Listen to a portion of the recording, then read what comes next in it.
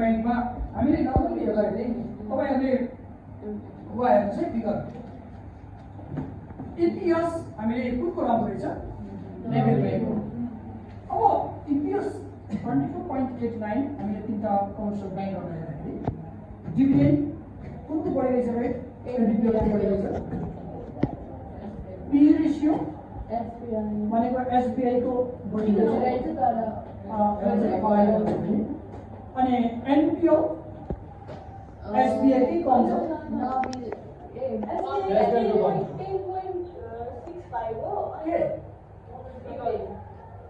अनि क्याश वाला डिभिडेन्ड चाहिँ 6.85 क्याश डिभिडेन्ड छ 3.8 चाहिँ शेयर हेर्नुहोस् न क्यापिटल भनेको हाम्रो अब कमर्सियल ब्याङ्कको त क्यापिटल एकदमै हाई छ हामीले अब यो क्यापिटलले खासै त्यस्तो फरक चाहिँ पार्दैन अहिले जस्तो हामीले हाइड्रो पर्नु जुन कुरो गऱ्यौँ जुन यसको चाहिँ क्यापिटल कम अथवा बढी हुँदामा यसको प्राइसमा जुन खालको मुभमेन्ट आउँछ फ्लक्चुएसन आउँछ त्यो खालको फ्लक्चुएसन कमर्सियल ब्याङ्कमा आउँदैन किनभने यसको नम्बर अफ सेयर मार्केटमा एकदमै धेरै छ होइन बुझ्नु भएको छ अब त्यो हुँदाखेरि तर पनि हामीले क्यापिटल जुन नेभल ब्याङ्कको 27.5 योभन्दा बढी छ जस्तो लाग्छ तपाईँले के भन्नुभयो योभन्दा धेरै छ क्यापिटल यसको अनि एडिपिएलको 30.8 जुन भन्नुभयो अब एसबीआईको 10.90 तर के चाहिँ हो भने एसबीआईको अनि एडिपिएलको कम बढी र त्योभन्दा नेभल ब्याङ्कको धेरै बढी छ होइन बुझ्नु भएको छ नि अब यति हुँदाखेरि हामीले क्यापिटल 3 वर्ष अगाडि नेभल ब्याङ्कको प्राइस मार्केटमा 1600 अराउन्ड थियो बुझ्नुभयो नि नेभल ब्याङ्कको प्राइस 3 वर्ष अगाडि अराउन्ड 1600 थियो अब तपाईले मान्छेले मार्केटमा अहिले पनि के भन्छन् नेभल ब्याङ्क किन्ने 3 वर्ष अगाडिको प्राइस देखेर आजको पनि किन्न पाएको प्राइस हो 1500 वर्ष पुग्छ नेभल प्राइस हो नेभल ब्याङ्क किन्ने भन्छ आजको अराउन्ड 500 मा बुझ्नु भएको छ नि मान्छेले किन्न नि जसले यो कुरो चाहिँ यसको फ्याक्ट कुरो बुझेर उसले किन्छ 1500 वर्ष पुगेको छ हेर्दाखेरि अनि पाएको छ अहिले 480 मा मान्छेले किन्न चाह्यो भने मान्छेले किन्न खोज्छ क्या जसले नबुझिकन किन्छ तर के हो त त्यतिखेर यसको नेभल ब्याङ्कको क्यापिटल एकदमै कम थियो अनि उनले बोनस सेयर दिन्थ्यो 30-40% सम्म बोनस सेयर दिन्थ्यो हो जब बोनस सेयर दिन्छ नि धेरै यसको क्यापिटल अलिक बढ्दै जान्छ अब तिमीहरू भन न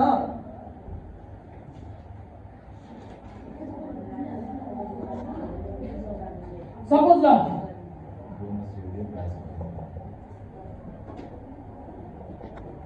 ल नेभल ब्याङ्कको क्यापिटल 30 बिलियन छ अरे अहिले 40 बिलियन छ अरे 20% चाहिँ बोनस सेयर दियो अरे सपोज अब यसको क्यापिटल कति हुन्छ अब क्यापिटल 41 + 0.2 गर्दाखेरि कति हुन्छ 46 बिलियन हुन्छ अर्को वर्ष क्यापिटल यसको 36 बिलियन हुन्छ बिजनेस थपिएको छैन जहाँ दियो त्यही छ 30-40% बोनस सेयर दिएको छ अनि अब क्यापिटल पुर्याएको छ 40 अर्ब हैन 40 अर्ब क्यापिटल पुर्याएको छ उसको मार्केट जुन ग्रोथ छैन बिजनेस ग्रोथ छैन अनि पर सेयर अर्निङ घटेको छ अनि मार्केटमा यसको पर्फर्मेन्स घटेको छ जसले गर्दाखेरि यसको प्राइस के हुन्छ घट्दै अब तपाईले थाहा छ नेभल ब्याङ्कले 20% बोनस के गरी दियो यो वर्ष बोनस सेयर भने अर्को वर्ष यसको प्राइस 300 को लाइनमा हो 300 को लाइनमा हो नेभल ब्याङ्कले 20% बोनस सेयर के गरी यो वर्षको अर्निङबाट दियो के गरी भने नेभल ब्याङ्कको प्राइस 300 को लाइनमा हो अहिले 482 छ नि अर्को वर्ष 382 हुन सक्छ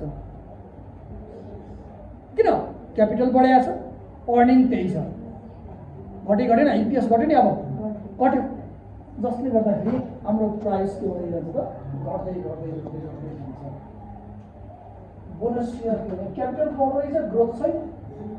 हैन अनि के हुन्छ त त्यसले गर्दाखेरि मार्केटलाई डाउन गर्छ हैन अब तपाईहरुले यहाँ हेर्नुस् बुक भ्यालु हामी सबैको जेस अराउन्ड 200 को लाइनमा छ किनभने कमर्सियल ब्याङ्क मैले अघि नै भनिसके लो रिस्की इन्भेस्टर भनेर भनेको छु मैले त्यही भएर प्राइस हेर्ने हो भने एडिपिएल अब अहिले हेर्नुस् न पी रेशियो त अराउन्ड छ हामीले इक्वल छ नि हैन पी रेशियो इक्वल छ यसको प्राइस र यसको प्राइस करिब इक्वल रहेछ इक्वल हो हामीले यसलाई इक्वल मान्न सक्छौं यहाँ चाहिँ 482 छ, यहाँ 281 छ। तर त्यसको अर्निङको आधारमा हामीले प्राइसलाई इक्वल गर्न सक्छौँ। तपाईँ 1 रुपिस अर्निङ अफ नेभिलको लागि तपाईँ 19 रुपियाँ नै पे गर्दै हुनुहुन्छ। एडिबिएलको पनि 1 रुपिस अर्निङको लागि 19 रुपियाँ नै पे गर्दै हुनुहुन्छ। भने त इक्वल भयो नि हो। तर हामी यसको आधारमा चाहिँ दुईटा इक्वल गर्न सक्ने भन्यौँ। तर एसबिआई भनेको के छ त हाम्रो एसबिआई भनेको बढिरहेछ, यसको क्यापिटल पनि कम छ। क्यापिटल कम भएकोले गर्दाखेरि यसको प्राइस हामीले स्लाइटली अब यसको प्राइस यहाँहरू छ, योभन्दा थोरै बढी छ नि यसको प्राइस होइन। क्यापिटल कम भएकोले गर्दाखेरि यसको प्राइस त्यस्तो अलिकति बढी छ। बुझिरहनु भएको छ नि।